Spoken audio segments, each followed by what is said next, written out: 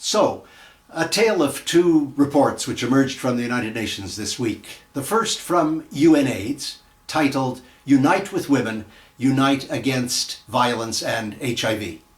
It is, alas, the kind of thing we've come to expect from UNAIDS these days. It's glossy and colorful and insubstantial.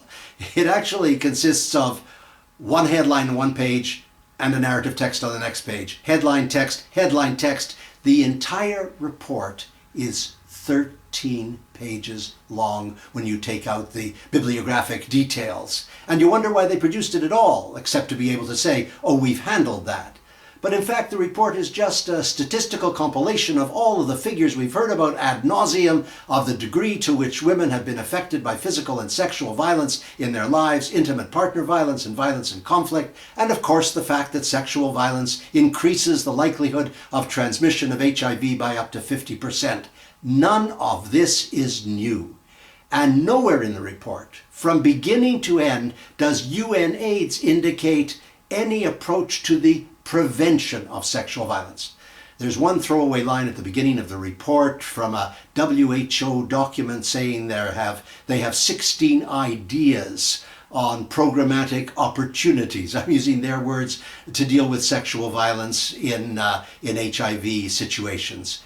But nowhere does UNAIDS indicate what it approves of, what could be implemented, what could be done. I mean, UNAIDS has to overcome this infatuation with superficiality. It's kind of an intellectual illness.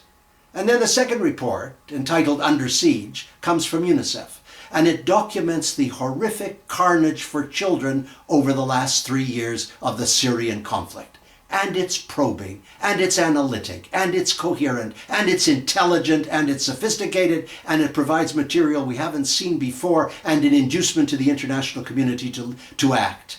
The one thing that's lacking in this terrible chronicle of what's happening to children is the naming of the culprit. And everybody knows the culprit is Russia. Everybody knows that Russia is standing in the way of a military intervention that could end the war in Syria, just as we now have military interventions in the Congo and Mali and Afghanistan and Iraq and Libya, everywhere other than Syria because of Russia.